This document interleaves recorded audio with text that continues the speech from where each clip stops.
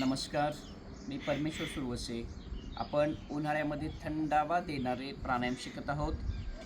ते 3 मुख्य प्राणायाम आहेत. याआधी आपण शीतली प्राणायाम शिकलो आहोत, शीतकारी प्राणायाम शिकलेलो आहोत आणि आता आपण शिकूया चंद्रभेदी प्राणायाम. याचं नावच आहे चंद्रभेदी प्राणायाम. चंद्राचा गुण आपल्याला माहीत आहे. चंद्र आपल्याला शीतलता देतो, थंडावा देतो आणि आपल्या शरीरामध्ये पण 2 नाकपुडी आहेत.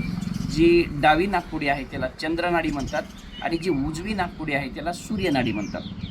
या डाव्या नाकपुडीने आपण श्वास घेणार आहोत, म्हणून याचं नाव आहे चंद्रभेदी प्राणायाम.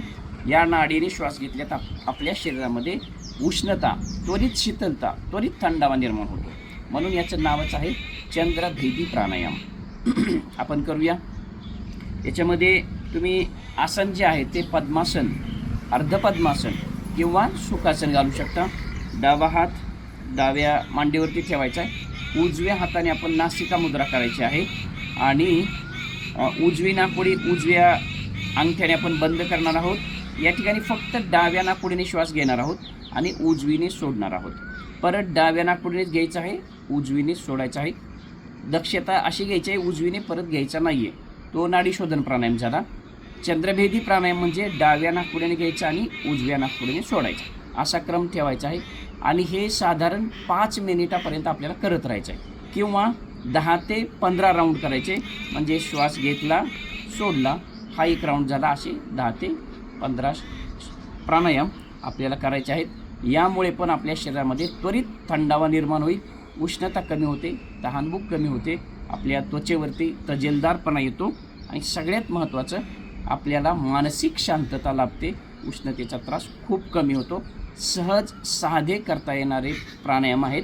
हे तुम्ही पहाटेच्या वेळी, सकाळी किंवा संध्याकाळी केल्यास तुम्हाला उष्णतेचा त्रासच होणार नाही. पाहूया आपण कसं करायचं ते. डाव्या नाकपुडी उजवी नाकपुडी मी बंद करतोय. डाव्या नाकपुडीने श्वास घ्यायचा आहे. जेवढा घेता येईल तेवढा आपल्याला दीर्घ आणि संथ श्वास घ्यायचा आहे.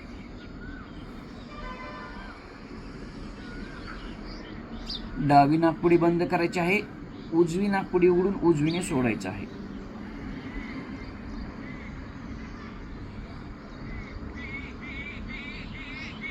परत उजवी बंद करायची आहे.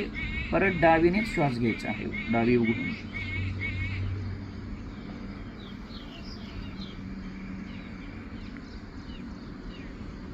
उजवीने सोडायचं आहे.